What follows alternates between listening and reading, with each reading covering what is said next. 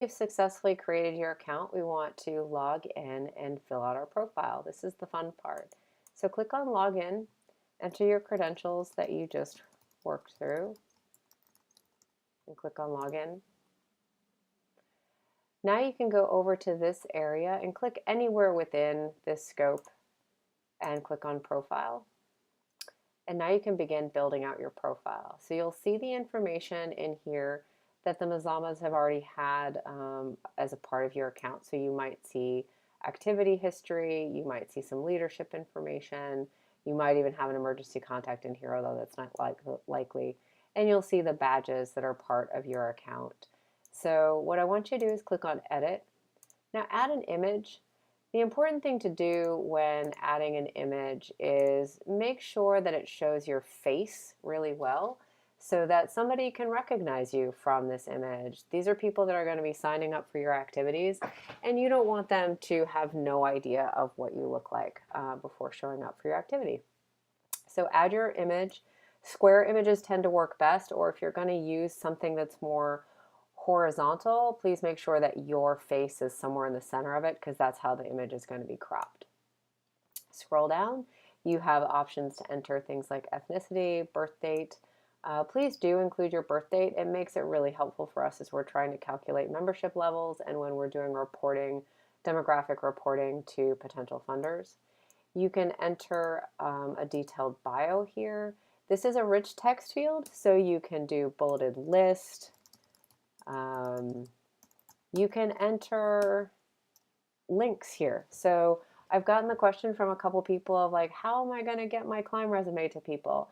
If you want to put in your bio, that's a great way to do it. So put in read my climb resume and then go create a Google Doc that's your climb resume that's available with a link. Make a link here by using this link button, entering the URL, setting the target to new window so they won't lose your profile when they click on it, and click OK. Now you can have a link to your climb resume. You can even make that, actually no, big isn't an option, but you can bold it with the bold option. Keep scrolling down. What's your occupation? Enter it here. This professional background information will help us as we search for people who might want to volunteer for the organization. We can search on professional background and see, for example, if somebody might have experience in law and legal services. That could be potentially helpful. Or recruiting people for CISM. If they have a history in mental health care, those would be a good people to look for. Climbing history outside the Mazamas. Again, you can enter a bulleted list here of climb information if you want to.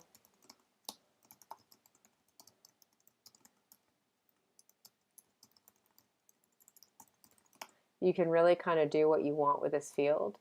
Type in frequency of physical activity. This is again a place where you can enter in details like you would have on a climb card so that if you're applying for a climb or applying for a class, the person leading it will know how active you are. So run times a week, regularly, typically hike 3,000 feet of vertical weekly. Also note these boxes, you can drag them if you want to put more in them. All you need to do is grab this little corner and move it around. Just something nice to know. Enter your phone information here. Even though this math shows parentheses, you can just put in dashes. It'll work just fine. It'll remask it for you. If you have another phone, you can make sure your address is up to date here. And if you have any medical conditions, again, this is always going to be private except for if you're on an activity with somebody. So if you sign up for a climb or if you sign up for a class, the activity leader would have access to this medical information so that they could appropriately meet your needs. Things that are important to note. Do you have asthma? Do you carry an inhaler? Do you carry nitroglycerin? Are you a type 1 diabetic?